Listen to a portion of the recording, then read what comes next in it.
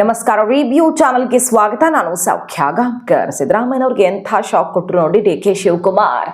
ಸದ್ಯ ಡೆಲ್ಲಿಯಲ್ಲಿ ಮಹತ್ವದ ಮಾತುಕತೆ ಆಗ್ತಿರೋ ಹೊತ್ತಲ್ಲಿ ಡಿ ಕೆ ಶಿವಕುಮಾರ್ ಅವರಿಂದ ಬಿಗ್ ಅನೌನ್ಸ್ಮೆಂಟ್ ಈಗ ಸಂಚಲನ ಸೃಷ್ಟಿ ಮಾಡಿದೆ. ಮತ್ತೆ ಡಿ ಕೆ ಮನೆಗೆ ಬಂದು ಆಶೀರ್ವಾದ ಮಾಡಿ ಹೋದವ್ರು ಯಾರು ಈ ಸಲ? ಸಿದ್ದು ಬಣಕ್ಕೆ ಎಂಥ ಸಂದೇಶ ಕೊಟ್ಟಿದ್ದಾರೆ ನೋಡಿ. ಮೊನ್ನೆ ವೇಣುಗೋಪಾಲ್ ಅವರ ಆಗಮನದ ಸಮಯದಲ್ಲಿ ಆದಂತಹ ಬೆಳವಣಿಗೆಗೆ ಠಕ್ಕರ್ ಕೊಟ್ಟ ಡಿ ಕೆ. ಎಲ್ಲ ಡೀಟೇಲ್ಸ್ ಇಡ್ತಾ ಹೋಗ್ತೀವಿ. ಮತ್ತೆ ಕೈಪಾಳ್ಯದಲ್ಲಿ ವೀಕೆಂಡ್ ಡೆವಲಪ್ಮೆಂಟ್ ಗರಿಗೆದರಿದೆ ಮತ್ತು ಅಧಿವೇಶನದ ಒಳಗಡೆನೆ ಬಿಗ್ ನ್ಯೂಸ್ ಸಿಡಿತಾ ಇದೆ.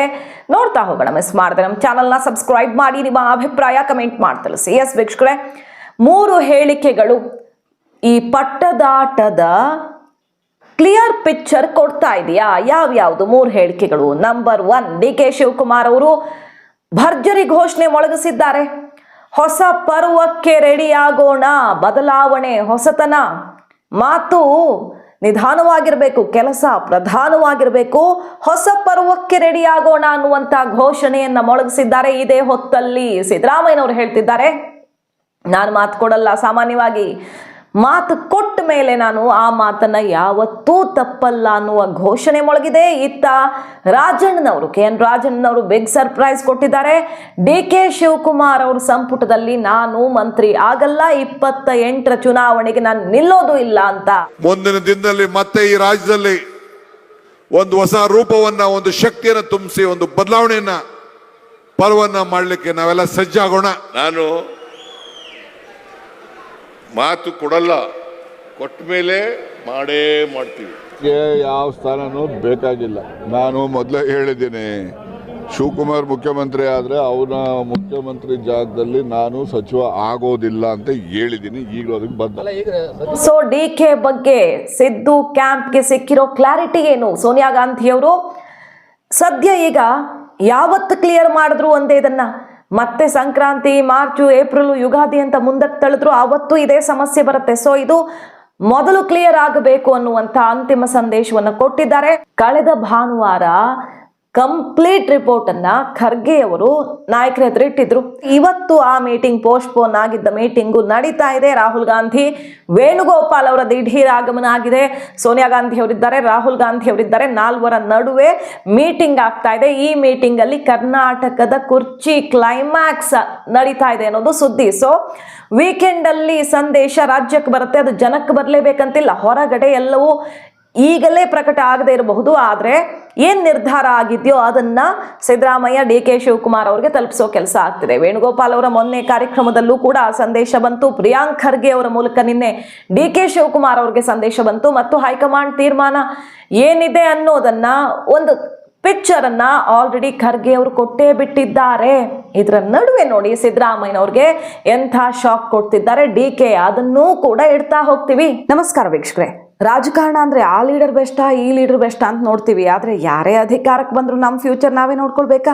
ಸೊ ಅದ್ರ ಭಾಗವೇ ಫಿನಾನ್ಷಿಯಲ್ ಪ್ರೊಟೆಕ್ಷನ್.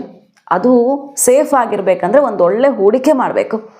ಒಳ್ಳೆ ಹೂಡಿಕೆಗೋಸ್ಕರನೇ ಒಂದೊಳ್ಳೆ ಆಪ್ಷನ್ ಸಿಗ್ತಾ ಇದೆ ನೋಡಿ. ಉತ್ತಮ ಹೂಡಿಕೆ ಆಯ್ಕೆಯನ್ನು ಹೊತ್ತು ತಂದಿದೆ ಬಜಾಜ್ ಲೈಫ್ನ BSE 500 dividend leaders 50 index fund. Tax diversification ಅಥವಾ ಇನ್ವೆಸ್ಟ್ಮೆಂಟ್ ಡೈವರ್ಸಿಫಿಕೇಶನ್ ಅನ್ನು ನೀವು ನೋಡ್ತಾ ಇದ್ರೆ ಒಂದೊಳ್ಳೆ ಆಯ್ಕೆ ಇದಾಗಿದೆ ವೀಕ್ಷಕರೇ. ಆದರೆ ನೆನಪಿರಲಿ, ಡಿಸೆಂಬರ್ 18ರವರೆಗೆ ಮಾತ್ರ ನೀವು ಈ NFO ಮೇಲೆ ಹೂಡಿಕೆ ಮಾಡೋಕೆ ಅವಕಾಶ ಇದೆ. ಕೇವಲ 13 ದಿನಗಳು ಮಾತ್ರ ಉಳ್ಕೊಂಡಿರೋದು. ಒಂದು ವಿಷಯ, 5 ವರ್ಷಗಳ ಲಾಕ್ ಇನ್ ಅವಧಿ ಇರೋದ್ರಿಂದ ಇಷ್ಟು ದಿನಗಳವರೆಗೆ ಮೀಸಲಿಡಬಹುದಾದಂಥ ಮೊತ್ತವನ್ನು ನೀವು ಆಯ್ಕೆ ಮಾಡ್ಕೊಳ್ಳಿ. ಆದರೆ ನೀವು ಈ NFOನಲ್ಲಿ ಡಿಸೆಂಬರ್ 18ರವರೆಗೆ ಮಾತ್ರ ಹೂಡಿಕೆ ಮಾಡಬಹುದು. ಆಮೇಲೆ ಮಾರ್ಕೆಟ್ ರೇಟ್ಗೆ ಹೋಗ್ಬಿಡುತ್ತೆ. ಸೊ ನಿಮ್ಗೆ ಇಂಟ್ರೆಸ್ಟ್ ಇದ್ರೆ ಡಿಸ್ಕ್ರಿಪ್ಷನ್ ಮತ್ತು ಕಮೆಂಟ್ ಬಾಕ್ಸಲ್ಲಿರೋ ಲಿಂಕನ್ನು ಕ್ಲಿಕ್ ಮಾಡಿ ನೀವೇ ಅಧ್ಯಯನ ಮಾಡಿ ನೀವು ಹೂಡಿಕೆಯನ್ನು ಶುರು ಮಾಡಬಹುದು. ನಿಮ್ಗೆ ಹೆಚ್ಚಿನ ಮಾಹಿತಿ ಬೇಕಂದ್ರೆ ಕನ್ನಡದಲ್ಲಿ ಕಸ್ಟಮರ್ ಕೇರ್ ಸಪೋರ್ಟ್ ಇದೆ, ಜೊತೆಗೆ ಏಜೆಂಟ್ ಹೋಮ್ ವಿಸಿಟ್ ಕೂಡ ಲಭ್ಯ ಇದೆ. ಯಾವುದೇ ಡೌಟ್ ಇದ್ರೂ ಕೂಡ ಅವರು ಕ್ಲಿಯರ್ ಮಾಡಿಕೊಡ್ತಾರೆ. ಹಾಗೆ ಈ NFOನ ಇಂಡೆಕ್ಸ್ ಕಳೆದ 5 ವರ್ಷಗಳಲ್ಲಿ 33.6%, ಹಾಗೆ ಕಳೆದ 7 ವರ್ಷಗಳಲ್ಲಿ 22.3% ರಿಟರ್ನ್ಸ್ ಅನ್ನು ಕೊಟ್ಟಿದೆ. ಬ್ಯಾಂಕಲ್ಲಿ ಹಣ ಇಟ್ಟರೆ 5-6% ಲಾಭ ಬರುತ್ತಲ್ವಾ. ಇದಕ್ಕೆ ಹೋಲಿಕೆ ಮಾಡಿದ್ರೆ ಇದು ತುಂಬಾ ಒಳ್ಳೆ ಆಯ್ಕೆ ಆಗಿದೆ. ಸದ್ಯ NAV 10 ರೂಪಾಯಿ ದರದಲ್ಲಿ ಲಭ್ಯ ಇದೆ. ನಿಮಗೆ ಇಷ್ಟ ಆದ ಅಮೌಂಟನ್ನು ನೀವು ಆಯ್ಕೆ ಮಾಡ್ಕೊಳ್ಬಹುದು ವೀಕ್ಷಕರೇ. ಮಾಸಿಕ ಪ್ರೀಮಿಯಂನ 120 ಪಟ್ಟು ಲೈಫ್ ಕವರ್ ಸಿಗುತ್ತೆ. ವಾರ್ಷಿಕ 2.5 ಲಕ್ಷದವರೆಗಿನ ಹೂಡಿಕೆಗೆ ಅದರ ಆದಾಯದ ಮೇಲೆ ಟ್ಯಾಕ್ಸ್ ಫ್ರೀ ಕೂಡ ಆಗಿರುತ್ತೆ. ಜೊತೆಗೆ NRIಗಳು ತಿಂಗಳಿಗೆ 18,000 ಹೂಡಿಕೆ ಮಾಡಿದ್ರೆ ಅವರು 2 ಕೋಟಿವರೆಗಿನ ಲಾಭವನ್ನು ಕೂಡ ಗಳಿಸೋದಕ್ಕೆ ಇಲ್ಲಿ ಅವಕಾಶ ಇದೆ. ನೆನಪಿರಲಿ, ಈ NFO ಹೂಡಿಕೆ ಮಾಡೋದಕ್ಕೆ ಕೊನೆ ದಿನಾಂಕ ಡಿಸೆಂಬರ್ 18, ಅಂದರೆ 13 ದಿನಗಳು ಮಾತ್ರ ಬಾಕಿ ಉಳ್ಕೊಂಡಿರೋದು. 5 ವರ್ಷಗಳ ಲಾಕ್ ಇನ್ ಪೀರಿಯಡ್ ಇರುತ್ತೆ. ಸೊ ಅಷ್ಟು ದಿನ ಕಾದಿರಿಸಬಹುದಾದಂಥ ಅಮೌಂಟನ್ನೇ ನೀವು ಇಲ್ಲಿ ಆಯ್ಕೆ ಮಾಡ್ಕೊಳ್ಳಿ. ಎಸ್ ವೀಕ್ಷಕರೇ, DK ಶಿವಕುಮಾರ್ ಅವರ ಆತ್ಮವಿಶ್ವಾಸ ಪುಟಿದೇಳ್ತಿದೆ. ಡೆಲ್ಲಿ ಮೆಸೇಜ್ ಬರ್ತಾ ಇದ್ದ ಹಾಗೆ ನಮಗೆ ಸಿಗ್ತಾ ಇರುವಂತ ಮಾಹಿತಿಯ ಪ್ರಕಾರ ಹೈಕಮಾಂಡ್ CM ಕುರ್ಚಿಯಲ್ಲಿ ಬದಲಾವಣೆಯನ್ನ ನೋಡ ಬಯಸ್ತಾ ಇದೆ. ಆದ್ರೆ ಈ ಪ್ರಾಸೆಸ್ಸು ಎಲ್ಲೂ ಗ್ಲಿಚಸ್ ಆಗಬಾರ್ದು ಅನ್ನೋದು ಮಾತ್ರ ಸೋನಿಯಾ ಮತ್ತು ರಾಹುಲ್ ಗಾಂಧಿಯವರ ಇಚ್ಛೆ. ಸೋನಿಯಾ ಗಾಂಧಿ ಅವರಂತೂ ಪಕ್ಕ ಆಗ್ಬಿಟ್ಟಿದ್ದಾರೆ. ರಾಹುಲ್ ಗಾಂಧಿ ಅವರಿಗೆ ಎಷ್ಟಂದ್ರೂ ಸಿದ್ದರಾಮಯ್ಯನವ್ರ ಮೇಲೆ ಸೆಂಟಿಮೆಂಟ್ ಇದೆ. ಹಾಗಾಗಿ ಸಿದ್ದರಾಮಯ್ಯನವ್ರಿಗೆ ಇನ್ನೊಂದು ತಿಂಗಳು ಟೈಮ್ ಕೊಟ್ಟು ಅವರು ಆರಾಮಾಗಿ ಯಾವುದೇ ಸಮಸ್ಯೆ ಇಲ್ಲದೆ ಖುಷಿಯಾಗಿಯೇ ಬಿಟ್ಟು ಕೊಡಬೇಕು. ಆ ರೀತಿ ಮನವೊಲಿಸುವಂತಹ ಕೆಲಸ ಆಗ್ತಿದೆ. ಆಲ್ರೆಡಿ ನಾವು ಈ ಬಗ್ಗೆ ಡೀಟೇಲ್ಡ್ ರಿಪೋರ್ಟ್ ಇಟ್ಟಿದ್ವಿ. ಈಗ DKಗೆ ಕೊಟ್ಟಿರೋ ಟಾಸ್ಕ್ ಏನು? ಸತೀಶ್ ಜಾರಕಿಹೊಳಿ ಸೇರಿದಂತೆ ಸಿದ್ದರಾಮಯ್ಯ ಆಪ್ತರು ಸಿಡಿದೇಳದಂತೆ, ಸರ್ಕಾರಕ್ಕೆ ಕಂಟಕ ತಂದಿಡದಂತೆ ಅವರನ್ನ ವಿಶ್ವಾಸಕ್ಕೆ ತಗೊಂಡು ಅದನ್ನ ಹೈಕಮಾಂಡ್ಗೆ ಖಚಿತಪಡಿಸಬೇಕು. ಆ ಕೆಲಸದಲ್ಲಿ DK ಬ್ರದರ್ಸ್ ಈಗ ಬ್ಯುಸಿ ಆಗಿದ್ದಾರೆ. ಇದೆಲ್ಲ ಬೆಳವಣಿಗೆಗಳು ಒಂದು ಕ್ಲಾರಿಟಿಗೆ ಬಂದ ಮೇಲೆ, ಒಂದು ಹಂತಕ್ಕೆ ಬಂದ ಮೇಲೇನೆ DK ಶಿವಕುಮಾರ್ ಅವರು ಹೊಸ ಪರ್ವ ಅನ್ನುವ ಘೋಷಣೆಯನ್ನ ಮೊಳಗಿಸಿರೋದು. DK ಸುರೇಶ್ ಅವರೆಲ್ಲ ಒಂದು ಹಂತಕ್ಕೆ ಬಂದಿದೆ ಅನ್ನುವಂಥ ಸ್ಟೇಟ್ಮೆಂಟ್ ಅನ್ನ ಕೊಟ್ಟಿರೋದು. ಸೊ ರಾಜಣ್ಣ ಅವರು ಸಹಜವಾಗಿ ಸಿಡಿದೇಳೋ ರೀತಿಯಾಗಿದೆ. 28ಕ್ಕೆ ನಾನು ಸ್ಪರ್ಧೆ ಮಾಡಲ್ಲ, DK ಶಿವಕುಮಾರ್ ಅವರು ಮುಖ್ಯಮಂತ್ರಿಯಾಗಿ ಅವರ ಸಂಪುಟದಲ್ಲಿ ನಾನಂತೂ ಇರಲ್ಲ, ಅವರಿದ್ರೆ ನಾನಿರಲ್ಲ ಅನ್ನುವ ಘೋಷಣೆ ಮೊಳಗಿಸಿದ್ದಾರೆ. ಡೆಲ್ಲಿಯಲ್ಲಿ ರಾಜೇಂದ್ರ ಅವರು, ಅಂದ್ರೆ ರಾಜಣ್ಣನವರ ಪುತ್ರ ರಾಜೇಂದ್ರ ಅವರು ಯಾರ್ಯಾರನ್ನು ಭೇಟಿಯಾಗಿದ್ದಾರೆ ಅನ್ನೋದನ್ನೆಲ್ಲ ಗಮನಿಸ್ತಾ ಇದ್ದೀವಿ ನಾವು.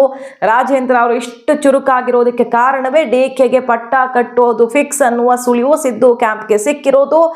DK CM ಆದರೆ ರಾಜಣ್ಣನವ್ರಿಗೂ ಉಳಿಗಾಲ ಇಲ್ಲ ಪಕ್ಷದಲ್ಲಿ ಅನ್ನೋದು ಕ್ಲಿಯರ್ ಆಗಿರೋದ್ರಿಂದನೇ ಆದಷ್ಟು ಬೇಗ BJPಯ ಕಡೆಗೆ ವಾಲುವ ಎಲ್ಲ ಸಾಧ್ಯತೆ ಕಂಡು ಬರ್ತಿದೆ. ಅದೇ ಜಿಲ್ಲೆಯವರಾದ ಸೋಮಣ್ಣನವರ ಜೊತೆಗೆ ಮಾತುಕತೆ, ಸಂಪರ್ಕ, ಒಂದಿಷ್ಟು ಜನ ಶಾಸಕರನ್ನ ಕರ್ಕೊಂಡು ಬರೋ ತನಕ ಪ್ರಯತ್ನಗಳನ್ನ ರಾಜಣ್ಣವರು ಮಾಡ್ತಿರಬಹುದು ಅನ್ನೋ ರೀತಿಯ ಚರ್ಚೆ ಆಗ್ತಿರೋದು. ಸೋಮಣ್ಣವ್ರ ಜೊತೆ ಮೀಟಿಂಗು, ಪ್ರಹ್ಲಾದ್ ಜೋಶಿ ಅವ್ರ ಜೊತೆಗೆ ಮೀಟಿಂಗು, ಅಮಿತ್ ಶಾ ಅವ್ರ ಜೊತೆ ಮೀಟಿಂಗು, ಮೂವರು ಪ್ರಮುಖ ನಾಯಕರ ಜೊತೆ ರಾಜಣ್ಣವರ ಪುತ್ರನ ಮೀಟಿಂಗ್ ನೋಡಿದ್ರೆ DK ಭವಿಷ್ಯ ಹೈಕಮಾಂಡ್ ಕ್ಲಿಯರ್ ಮಾಡಿದೆ ಅನ್ನೋದು ಸಿದ್ದು ಬಣಕ್ಕೆ ಸ್ಪಷ್ಟವಾಗಿ ಗೊತ್ತಾಗ್ತಿದೆ. ಸಿದ್ದರಾಮಯ್ಯನವರು ಮೊನ್ನೆ ಬ್ರೇಕ್ಫಾಸ್ಟ್ ಮೀಟಿಂಗ್ ಅಲ್ಲಿ DK ಸುರೇಶ್ ಅವರು, ನೀವು ನನ್ನ ಸಹೋದರನ ಕೆಲಸಕ್ಕೆ ಎಲ್ಲ ಬಗೆಯಲ್ಲಿ ಅವಕಾಶಗಳು ಸಿಗೋದಕ್ಕೆ ದಾರಿಯನ್ನು ಸುಗಮವಾಗಿಸಿಕೊಡಿ ಅಂತ ಕೈ ಮುಗಿದು ನೇರವಾಗಿಯೇ ಕೇಳ್ತಾರೆ. ಯಾಕಂದ್ರೆ ಒಂದು ಕ್ಲಾರಿಟಿಗೆ ಬಂದಿರೋದ್ರಿಂದ ಏನು ಸಮಸ್ಯೆ ಆಗದಿರಲಿ ಅನ್ನೋ ವಿಶ್ವಾಸಕ್ಕೆ ತಗೊಳ್ಳೋ ಕೆಲಸ ಆಗ್ತಿದೆ. ಆ ಮೀಟಿಂಗ್ ಮುಗಿಸ್ಕೊಂಡು ಹೊರಗಡೆ ಬರ್ತಿದ್ದ ಹಾಗೆ ಯಾವುದು ಶಾಶ್ವತ ಅಲ್ಲ, ನಾನು ತಲೆ ಕೆಡಿಸ್ಕೊಳ್ಳಲ್ಲ, ಇದು ನನ್ನ ಅಪ್ಪನ ಆಸ್ತಿನ ಅನ್ನುವಂಥ ಮಾತನ್ನು ಅಚ್ಚರಿದಾಯಕವಾಗಿ ರಾಜಕೀಯ ಶಾಶ್ವತವಲ್ಲ ಅಂತ ಫುಲ್ ಸ್ಟಾಪ್ ಇಟ್ಟೇ ಬಿಡ್ತಾರೆ ಸಿದ್ದರಾಮಯ್ಯನವರು. ಸೊ ಸಿದ್ದರಾಮಯ್ಯನವರು ಎಕ್ಸಿಟ್ ಆಗೋದಾದ್ರೆ ಹುಲಿ ಥರ ರಾಜಕೀಯದಲ್ಲಿ ಆಳ್ದವ್ರವರು ಹುಲಿ ರೀತಿಯೇ ಎಕ್ಸಿಟ್ ಆಗಬೇಕಾಗತ್ತೆ. ಆ ವರಸೆ ಈಗ ಕಾಣಿಸ್ತಾ ಇದೆಯಾ? ಕೊಟ್ಟ ಮಾತು ತಪ್ಪಿರೋ ಇತಿಹಾಸವೇ ಇಲ್ಲ ಕರ್ನಾಟಕ ರಾಜಕಾರಣದಲ್ಲಿ. ಕೊಟ್ಟ ಮಾತು ಉಳಿಸ್ಕೊಂಡವರು ಅಂದ್ರೆ ಯಾರಾದ್ರೂ ಇದ್ರೆ ನಾನು ಮಾತ್ರ ಅಂತಿದ್ದಾರೆ. ಯಾಕಂದ್ರೆ ಹಿಂದೆಲ್ಲ BJP JDS ಮಾತು ತಪ್ಪಿದ ಆಟಗಳನ್ನೆಲ್ಲ ನೋಡಿದ್ದೀವಿ. ಆದ್ರೆ ಸಿದ್ದರಾಮಯ್ಯನವ್ರ ಎಕ್ಸಿಟ್ಟು ಕೂಡ ಅಷ್ಟೇ ಸ್ಟ್ರಾಂಗ್ ಆಗಿರುತ್ತೆ ಅನ್ನೋದ್ರ ಸುಳಿವಾಯಿತು ಅಂತ ಅನಿಸ್ತಾ ಇದೆ ಬೆಳವಣಿಗೆಗಳನ್ನ ನೋಡ್ತಿದ್ರೆ. ಇನ್ನು ಸಿದ್ದರಾಮಯ್ಯನವ್ರಿಗೆ ನೋಡಿ ಹೆಂಗೆ ಶಾಕ್ ಕೊಟ್ಟಿದ್ದಾರೆ DK. ಹಿಂದುಳಿದ ವರ್ಗಗಳ ಮಠಾಧಿಪತಿಗಳು DK ಶಿವಕುಮಾರ್ ಅವರ ಮನೆಗೇ ಬಂದು ಆಶೀರ್ವಾದ ಮಾಡಿದ್ದಾರೆ. ಏನು ಇಂಪಾರ್ಟೆಂಟ್ ಇದರಲ್ಲಿ ವಿಚಾರ ಅಂತ ಕೇಳಿದ್ರೆ, ಮೊನ್ನೆ ನಾರಾಯಣ ಗುರುಗಳು ಸಂಬಂಧಪಟ್ಟ ಒಂದು ಕಾರ್ಯಕ್ರಮ ಆಯಿತು.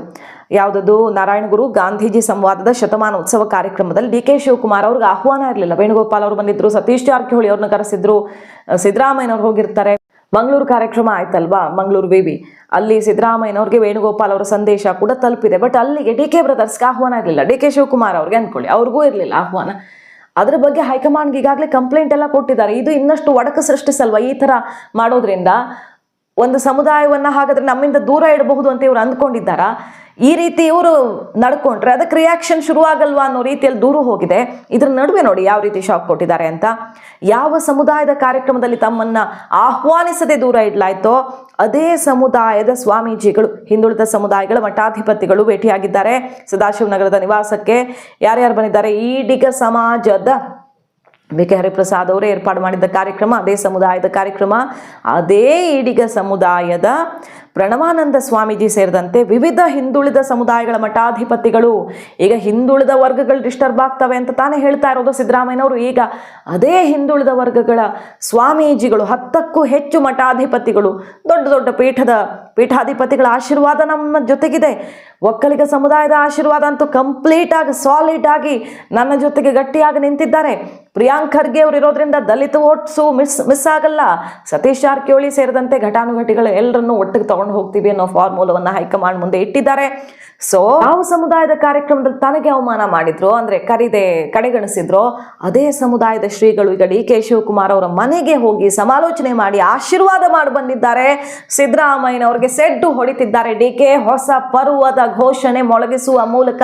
ಸೊ ಇದು ಕ್ಲೈಮ್ಯಾಕ್ಸ್ಗೆ ಬಂದೇ ಬಿಟ್ಟಿದೆ. ಅಧಿವೇಶನಕ್ಕೂ ಮುನ್ನವೇ ಕ್ಲಿಯರ್ ಪಿಕ್ಚರ್ ಸಿಗತ್ತೆ ಅನ್ನೋದೇ ಡೆಲ್ಲಿಯಿಂದ ಬರ್ತಿರೋ ನ್ಯೂಸ್. ಇದನ್ನ ರಿವ್ಯೂ ಮುಂಚೆನೆ ಹೇಳಿತ್ತು. ಇದು ಓಪನ್ ಆಗಿ ಅನೌನ್ಸ್ಮೆಂಟ್ ಈಗಲೇ ಆಗದೆ ಇರಬಹುದು, ಆದ್ರೆ ಮಾನಸಿಕವಾಗಿ ಎಲ್ಲರಿಗೂ ಸಂದೇಶ ಬರುತ್ತೆ. ಜನವರಿಗೆ ಅರಸು ದಾಖಲೆ ಮುಗಿಯುವಂತ ದಿನಾಂಕ 7ನೇ ತಾರೀಕು ಬರುತ್ತೆ. ಅದಾದ ಮೇಲೆ ಸಿದ್ದರಾಮಯ್ಯನವರು ದಾರಿಯನ್ನ ಬಿಟ್ಟು ಕೊಡಬೇಕಾಗತ್ತೆ. ಇದಿಷ್ಟು ಈವರೆಗಿನ ಮೆಗಾ ಡೆವಲಪ್ಮೆಂಟ್ ಕೈಪಾಳ್ಯದಲ್ಲಿ ನಡೀತಾ ಇರೋ. ವೀಕ್ಷಕರ, ಆರಂಭದಲ್ಲೇ ಹೇಳಿದ ಹಾಗೆ ಈ ಇನ್ವೆಸ್ಟ್ಮೆಂಟ್ ಅವಕಾಶದ ಬಗ್ಗೆ ಮತ್ತೊಮ್ಮೆ ರಿಮೈಂಡ್ ಮಾಡ್ತಾ ಇದ್ದೀನಿ ನೋಡಿ. ಬಜಾಜ್ ಲೈಫ್ ನ BSE 500 dividend leaders 50 index fund, ಈ NFO ಮೇಲೆ ನೀವು ಹೂಡಿಕೆ ಮಾಡೋದಕ್ಕೆ ಉಳಿದಿರೋ ಅವಕಾಶ ಕೇವಲ 13 ದಿನಗಳು ಮಾತ್ರ. December 18 last date. ನಿಮ್ಗೆ ಇಂಟ್ರೆಸ್ಟ್ ಇದ್ರೆ ಡಿಸ್ಕ್ರಿಪ್ಷನ್ ಮತ್ತೆ ಕಮೆಂಟ್ ಬಾಕ್ಸ್ ಅಲ್ಲಿರೋ ಲಿಂಕ್ ಅನ್ನ ಕ್ಲಿಕ್ ಮಾಡಿ ಸರಿಯಾಗಿ ಅಧ್ಯಯನ ಮಾಡಿ ನಿಮ್ಗೆ ಇಂಟ್ರೆಸ್ಟ್ ಇದ್ರೆ ಹೂಡಿಕೆ ಮಾಡಬಹುದು. ಇನ್ನಷ್ಟು ಡೀಟೇಲ್ಸ್ ಬೇಕಂದ್ರೆ QR ಕೋಡ್ ಅನ್ನ ಸ್ಕ್ಯಾನ್ ಮಾಡಿ ಕೂಡ ಡೀಟೇಲ್ಸ್ ಪಡ್ಕೊಳ್ಬಹುದು. Thank you.